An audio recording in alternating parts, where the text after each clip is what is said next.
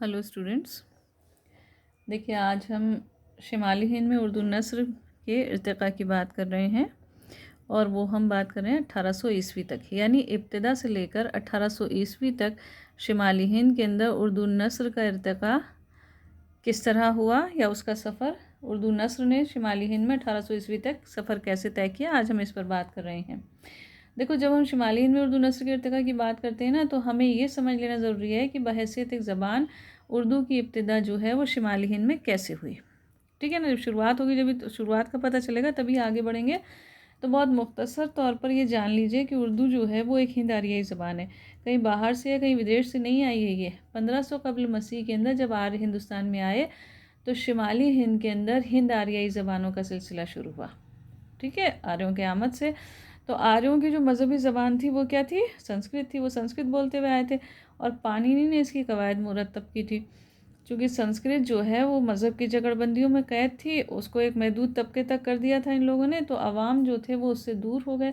इसलिए धीरे धीरे इसका दायरा महदूद होता गया और अवाम में प्राकृत ज़बानें रिवाज पाने लगीं। ये दौर जो है वो 500 कबल मसीह का दौर था जब प्राकृत ज़बानों का रिवाज हुआ है। ठीक है, अशोक के जो कुतबे हैं वो पाली प्राकृत ज़बान में ही लिखे गए। प्राकृत ने जब अदबी रूप इख्तियार किया तो अवाम ने क्या किया, एक और निस्बतन आसान ज़बान अभ्रंश को अपना लिया, क्योंकि अवाम जो है वो तो आसान ज़बान बोलती है ना। जब ज़्यादा उसूलों की और कवायद की उसमें क़ैद कर दिया जाता है ज़बान को, तो वो धीरे धीरे अवाम जो है वो उससे दूर हो जाती है। तो अवाम ने पहले प्राकृत को अपनाया, फिर प्राकृत जब अदबी रूप इख्तियार कर लेती है तो अपभ्रंश को अपना लिया, जो प्राकृत की बिगड़ी हुई शक्ल थी। 1000 ईस्वी के बाद अपभ्रंश ज़बानों से जदीद हिंद आरियाई ज़बानें पैदा हुईं। और शिमाली हिंद की जो अदबी अपभ्रंश थी वो कौन सी थी? वो थी शूरसेनी। शूरसेनी अपभ्रंश का इलाका था मध्य देश का या वस्ती हिंद, यानी अम्बाला से इलाहाबाद और देहरादून से उज्जैन तक का इलाका जो है वो शूरसेनी अपभ्रंश का था। आप इस तरह समझ लीजिए कि शूरसेनी अपभ्रंश जो है वो शूरसेनी प्राकृत से पैदा हुई और शूरसेनी अपभ्रंश से मगरबी हिंदी ने जन्म लिया। इसी मगरबी हिंदी की एक बोली थी खड़ी बोली, जिससे उर्दू बनी है। ये बोली मगरबी रुहेलखंड और दोआबे के शिमाली हिस्से और पंजाब के अम्बाला ज़िले में बोली जाती थी। ठीक है, तो इसका इलाका भी हमें मालूम होना चाहिए कि ये कहाँ कहाँ बोली जाती थी और कौन कौन सी ज़बान थी, यानी किस किस तरह इसने सफ़र तय किया है। ठीक है, ज़बान जो है वो एक दिन में के अंदर नहीं बनती, इसके बनने में क्या है, बहुत वक्त लगता है, सदियाँ लग जाती हैं। तो शूरसेनी अपभ्रंश जो है उससे पैदा होने वाली ज़बान धीरे धीरे तरक्की करती रही और मुसलमानों ने जब दिल्ली में मुस्तकिल हुकूमत कायम की है ना, यानी मोहम्मद गौरी की 1193 ईस्वी के अंदर मोहम्मद गौरी ने दिल्ली फतेह किया, तो इस ज़बान की तरक्की में तेज़ी आ गई। दरअसल हिंद आरियाई ज़बान जो है उसकी शाख शूरसेनी और उसकी बोलियों ने ज़बान के लिए ज़मीन हमवार की है। बुनियाद उसी ने दी और उसकी बोलियों ने ज़बान के को मतलब बेस दिया एक तरीके से, और अरबी फ़ारसी अल्फाज और अनासिर जो हैं उसने इन्हें, इस ज़बान को तवानाई ताकत अता की है। काफ़ी अरसा लगा इसे मौजूदा रंग के अंदर आने में। मुख्तलिफ़ ज़मानों के अंदर ये पंजाबी, ब्रिज भाषा, हरियाणवी और खड़ी बोली के असरात इसके ऊपर पड़ते रहे, लेकिन रफ्ता रफ्ता क्या हुआ कि खड़ी बोली जो है वो इस पर गालिब आ गई। देखो, हमेशा ये याद रखो कि मुख्तलिफ़ ज़बानों के जो असरात हैं वो किसी ज़बान पर पड़ते तो ज़रूर हैं, लेकिन मुख्तलिफ़ ज़बानों से मिलकर एक ज़बान नहीं बनती। ज़बान जो है उसकी एक ही बुनियाद होती है, उसका कवायदी निज़ाम, उसकी साख्त एक ही होती है, ग्रामर के उसूलों से पहचानी जाती है ना वो ज़बान, तो इसलिए उसकी कवायदी निज़ाम जो है वो एक होता है। तो उर्दू जो है उस पर मुख्तलिफ़ ज़बानों के असरात तो पड़े, लेकिन उसका कवायदी निज़ाम किसका है?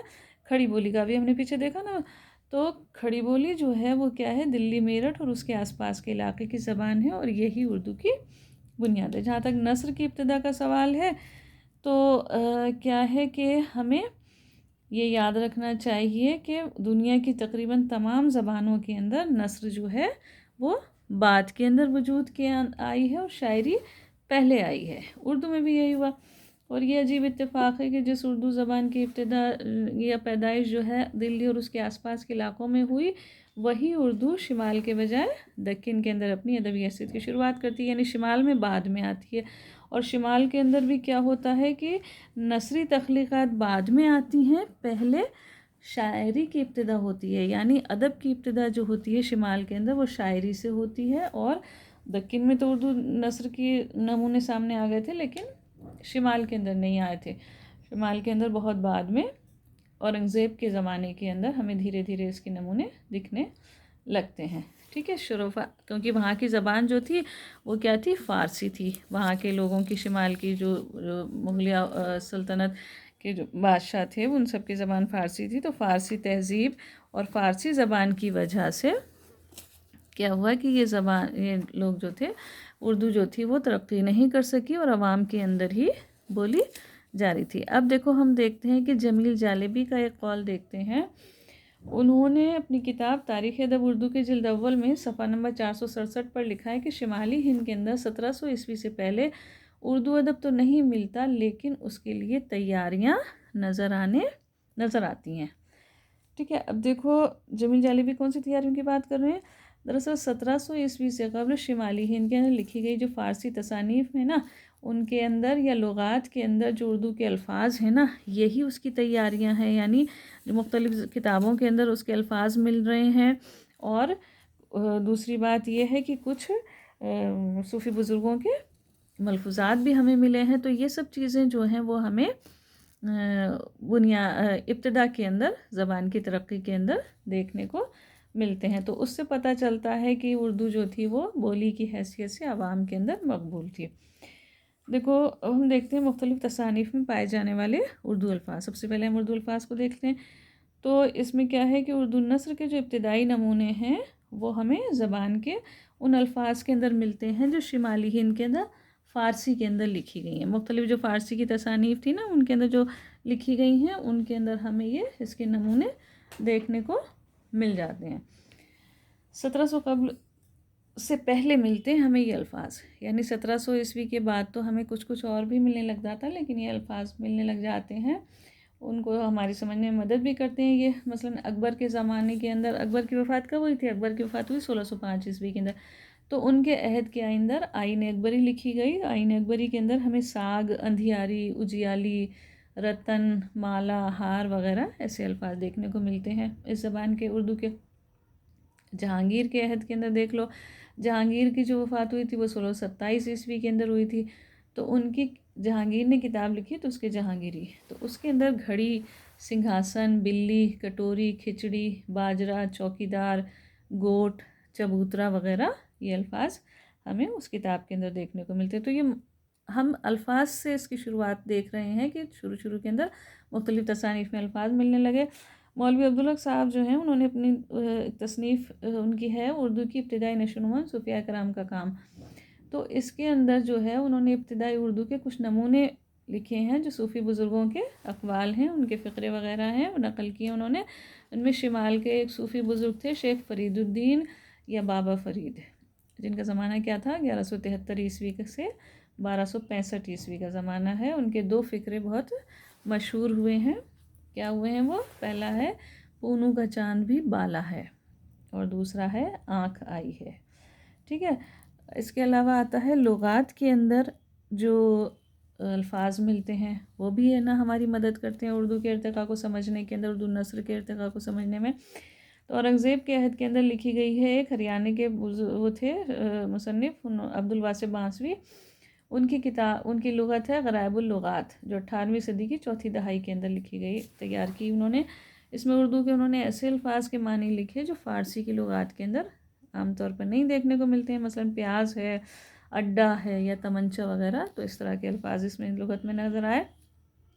اس کے بعد سراج الدین علی خان آرزو ہیں، انہوں نے غرائب اللغات کی جو فنی خامیاں ہیں اس کی اصلاح کرتے ہوئے ایک لغت تیار کی، ترتیب دی انہوں نے نوادر الالفاظ. یہ 1751 عیسوی کے اندر لکھی گئی، ترتیب دی گئی. اس کے اندر آرزو نے الفاظ کے معنی کو پوری تفصیل کے ساتھ اور مثالوں کے ساتھ مطلب اچھی طرح کھول کر کے لکھا. اب 1707 عیسوی کے اندر جب اورنگزیب کی وفات ہوتی ہے تب کیا ہوتا ہے؟ بہت سے چینجز آتے ہیں. اورنگزیب کی وفات سے نہ صرف حکومت میں چینج آتے ہیں بلکہ ادب میں بھی. ایک طرف تو سلطنت کا شیرازہ بکھرنے لگا جو مغلیہ سلطنت تھی. اورنگزیب کے بعد دلی کا تخت جو تھا وہ اس کو کوئی قابل بادشاہ بھی نہیں ملا، اور احمد شاہ ابدالی اور نادر شاہ درانی نے حملے کرے، ان کی قتل و غارت گیری نے حکومت کی کمر توڑ دی تھی. تو دوسری طرف سکھوں نے، مراٹھوں نے اور جاٹوں نے وقت سے بہت فائدہ اٹھایا اور لوٹ مار کر کے مختلف علاقوں پر قبضہ کر لیا۔ تو کیا ہوا کہ 18ویں صدی جو ہے غرض وہ سیاسی، سماجی اور معاشی ابتری اور بدحالی کی صدی ہے، بدحالی کا زمانہ ہے وہ۔ ایسے میں جو ادب تخلیق ہوا وہ اس کا اثر پڑا۔ تو ہمارے سب سے پہلے ہماری نظر جاتی ہے میر جعفر زٹلی پر۔ میر جعفر زٹلی جو ہیں وہ اورنگزیب کے عہد کے تھے اور ان کے نااہل بیٹوں کی حکومت بھی انہوں نے دیکھی تھی۔ ان کے جو بیٹے تھے جن سے سلطنت سنبھل نہیں رہی تھی، ان کی بد انتظامیوں کے بھی وہ چشمدید گواہ تھے۔ انہوں نے کیا کیا، میر جعفر زٹلی نے جو سماجی اصلاح کے لیے طنزیہ اور مزاحیہ شاعری لکھی۔ وہ بہت منہ پھٹ تھے، ایسے منہ پھٹ تھے کہ انہوں نے بادشاہ وقت کی آنکھوں میں آنکھیں ڈال کر کے جو اس کے عہد کی بد انتظامیہ تھی نا اس پر سوال اٹھا دیا تھا۔ نتیجہ یہ ہوا کہ فرخ انہوں نے قتل کر دیا۔ شاعری کے علاوہ نثر کے اندر ان کے یہاں کیا دیکھنے کو ملتا ہے، کچھ کہاوتیں ہیں، محاورے اور طنزیہ عبارتیں ہیں۔ یہ چیزیں ہیں جس کی وجہ سے کیا ہوتا ہے کہ ان کے عہد کی زبان جو ہے وہ ہمیں دکھائی دیتی ہے۔ عہد کی زبان کو انہوں نے محفوظ کر لیا ہے، ٹھیک ہے۔ اب کیا ہے کہ یہ ہیں شاہ ظہور الدین حاتم۔ حاتم جو ہیں وہ کیا تھے، شاعر تھے، لیکن ان کا ایک نثری اقتباس ملتا ہے جسے نثار احمد فاروقی نے مجموع الانتخاب کے حوالے سے پیش کیا تھا۔ اس کا آہنگ کیسا ہے، مقفع اور مسجع ہے اور تحریر بھی غیر سنجیدہ ہے۔ تو یہ حاتم کا ایک نثری اقتباس ہے، حالانکہ یہ کوئی اس کا ادبی وہ نہیں ہے، لیکن ہاں اس سے کیا ہے، ہمیں نثر کا جو روپ ہے نا وہ کیا تھا اس زمانے کے اندر وہ ہمیں دیکھنے کو مل جاتا ہے۔ یعنی کس طرح نثر جو تھی وہ ایک انداز نثر کا پایا جاتا ہے، یہ ہمیں اس کے اندر دیکھنے کو ملتا ہے، ٹھیک ہے۔ اب آتے ہیں مختلف شعراء کے دیوان کے دیباچے۔ دیباچوں کے اندر بھی ہمیں ابتدا کی نثر کا پتہ چلتا ہے۔ شمالی ہند کے 18ویں صدی کے اندر اردو نثر کی تاریخ میں کئی دیباچے ہیں جو شعراء نے اپنے دیوان کے لکھے ہیں، تو اس سے اس وقت کیا نثر کا رجحان تھا، کیسا تھا، یہ بھی پتہ چلتا ہے۔ ان کے اندر دیکھو ایک تو مرزا وہ ہیں کیا کہتے ہیں عبدالولی عزلت ہیں، پھر مرزا محمد الرفیع سودا ہیں، اس کے علاوہ میر غلام علی عشرت بریلوی ہیں، مرزا تقی خان انصاف حیدرآبادی ہیں۔ ان لوگوں نے جو ہیں باقر آگاہ ہیں، ان لوگوں نے اپنے دیوان کے دیباچے لکھے ہیں۔ تو ان کی اس وقت کے جو دیباچے جو لکھے گئے اس سے ہمیں کس بات کا پتہ چلتا ہے کہ زبان کیسی تھی، فارسی اسلوب کا گہرا اثر تھا اس کے اوپر، یعنی فارسیت کا جو اثر ہے وہ ہمیں اس کے اندر نظر آتا ہے کہ مقفع ہے، مسجع رنگین زبان لکھی گئی اور کہیں کہیں سادگی بھی ہے۔ شمال کی جو پہلی باقاعدہ اردو نثری تصنیف ہے وہ کون سی ہے، کربل کتھا ہے، جو 1732 عیسوی کے اندر لکھی گئی۔ یہ پہلی کتاب ہے، پہلی تصنیف ہے جو باقاعدہ اردو نثر کے اندر لکھی گئی۔ اب تک تو ہم مختصر نمونے دیکھ رہے تھے، کہیں الفاظ تھے، پھر دھیرے دھیرے ہم نے جملے دیکھے، پھر میر جعفر زٹلی کے محاورے دیکھے، اس کے بعد یہ دیباچے وغیرہ دیکھے۔ تو یہ پہلی تصنیف ہے 1732 عیسوی کے اندر لکھی گئی، فضل علی فضلی کی کربل کتھا۔ یہ تبازار نہیں ہے، لیکن کیا ہے، ملا حسین وائز کاشفی کی فارسی تصنیف تھی روضۃ الشہداء، اس کا اردو ترجمہ ہے۔ مذہبی کتاب ہے جسے محرم کے اندر واقعات کربلا سے متعلق مجلسیں پڑھی جاتی ہیں نا، تو اس میں وہی مجلسیں ہیں۔ دو طرح کے اسالیب ہیں اس کے اندر، دیباچے میں اور ہر مجلس کے آغاز میں رنگین بیانی ہے، اور مجلسوں کے اندر زبان جو ہے وہ کیسی ہے، وہ صاف زبان ہے۔ مطلب مجلس کے اندر تو چونکہ وہ تو ہونا چاہیے نا مذہب کی وہ کیسے سمجھ میں آئے، اس لیے اس کو تو زبان صاف لکھا، لیکن ابتدا کے اندر وہی رنگین زبان ہے مجلسوں کے آغاز کے اندر۔ پھر آتی ہے قصہ مہر افروز و دلبر۔ یہ جو ہے وہ اس کے مصنف تھے عیسوی خاں بہادر، شمال کی دوسری نثری تصنیف ہے جو 1732 عیسوی سے 1759 عیسوی کے درمیان لکھی گئی۔ یہ کتاب جو ہے وہ اپنے عہد کے عام بول چال کی سادہ اور صاف رواں زبان کے اندر لکھی، یعنی جیسے اور کتابوں کے اندر مقفع مسجع اسلوب ہے، اس لیے اس کے اندر سادہ ہے، صاف ہے، رواں زبان کے اندر لکھی گئی ہے، ٹھیک ہے۔ کون سی ہے یہ، عیسوی خاں بہادر کی قصہ مہر افروز و دلبر۔ تو یہ ایک داستان ہے، یہ داستان کے اندر زبان ہمیں صاف نظر آتی ہے۔ پھر آتے ہیں قرآن شریف کے ترجمے اور تفاسیر وغیرہ دیکھنے کو ملتے ہیں۔ دیکھو ہوا کیا تھا کہ سیاسی انتشار حکمران طبقے کی جو بے روی تھی نا، اور نااہلی تھی، اس نے سماج میں اخلاقی زوال پیدا کر دیا تھا، اخلاقی قدروں کو زوال ہوا، لوگ جو تھے وہ اخلاقی اعتبار سے گر گئے۔ ایسے میں کیا ہوا کہ 18ویں صدی کا جو یہ دور تھا، ہم نے بھی آپ کو بتایا سیاسی سماجی اعتبار سے انتشار کا دور تھا۔ ایسے میں شاہ ولی اللہ دہلوی کے جو 2 بیٹے تھے، انہوں نے قرآن شریف کے اردو نسخ میں ترجمے کیے، تاکہ کیا ہوا کہ لوگ اخلاقی قدروں کے زوال کے دور کے اندر اسلامی تعلیمات کو اپنا سکیں۔ کون کون تھے؟ تو شاہ رفیع الدین دہلوی تھے، جو 1786 عیسوی میں انہوں نے قرآن شریف کا ترجمہ کیا، لیکن انہوں نے اس کا ترجمہ جو تھا وہ کیسا کیا؟ لفظی ترجمہ کیا تھا، ٹھیک ہے، لفظی ترجمہ کیا نہیں، لفظ بلفظ ترجمہ کیا تھا۔ دوسرے آتے ہیں شاہ عبد القادر دہلوی، 1790 عیسوی میں قرآن شریف کا آسان اور بامحاورہ ترجمہ کیا انہوں نے، ٹھیک ہے، بامحاورہ ترجمہ کیا، اس لیے زیادہ آسانی سے سمجھ میں آ رہا تھا۔ ایک اور آتے ہیں حکیم شریف خان دہلوی، انہوں نے بھی قرآن شریف کا ترجمہ کیا ہے۔ دیکھو، زوال پذیر جو معاشرہ ہوتا ہے اس کی اصلاح کے لیے مذہب اور اخلاقی تعلیمات بہت ضروری ہوتی ہیں، اس لیے قرآن شریف کے ترجمے کیے گئے اس دور کے اندر، اور ان کے ساتھ ساتھ جو مختلف صورتیں تھیں ان کی تفسیریں بھی لکھی گئیں۔ تو اس سلسلے میں شاہ مراد اللہ سنبھلی کی ایک تفسیر لکھی، انہوں نے آسان زبان کے اندر لکھی۔ شاہ رفیع الدین دہلوی نے بھی سورہ بقرہ کی آسان زبان کے اندر تفسیر لکھی، ساتھ ہی شاہ حقانی کی تفسیر لکھی ہے، تفسیر حقانی، یہ بھی ایک قابل ذکر تفسیر ہے۔ تو اس سے کیا ہے کہ مذہب کے بارے میں، ہمارے قرآن شریف کی آیتیں سورہ کے بارے میں لوگ جو ہیں وہ آسان زبان کے اندر سمجھ سکتے ہیں، اور ان کے بہتر طور پر اخلاق جو ہے وہ سدھر سکتا ہے، اس لیے یہ لکھی گئی، ٹھیک ہے۔ اب آتے ہیں تاریخ سے متعلق۔ تاریخ میں کیا ہے کہ دیکھو، ہمیں لگتا ہے کہ 18ویں صدی تک، یعنی 1800 عیسوی تک اردو نثر کے اندر کتابیں جو ہیں، تصانیف جو ہیں بہت کم لکھی گئی ہیں، شارٹیج ہے، ٹھیک ہے، ہم شارٹیج تو ہے، لیکن اس میں مختلف اسالیب ہمیں دیکھنے کو ملتے ہیں۔ ابھی ہم نے مذہبی دیکھی ہے نا، داستان بھی دیکھی، تاریخ سے متعلق بھی کتاب یہاں اس دور کے اندر فورٹ ولیم کالج سے پہلے لکھی گئی ہے، اور یہاں تاریخ کے اوپر جو لکھی ہے وہ سید رستم علی بجنوری کی تاریخی کتاب ہے، قصہ و احوال روحیلہ، 1782 عیسوی کے اندر ایک تبازات کتاب ہے، یہ لکھی گئی تھی اس کے اندر۔ تو اس طرح ہم نے دیکھا کہ تاریخ سے متعلق بھی کتاب جو ہے وہ سامنے آتی ہے، ٹھیک ہے۔ اب آتے ہیں ہمارے سامنے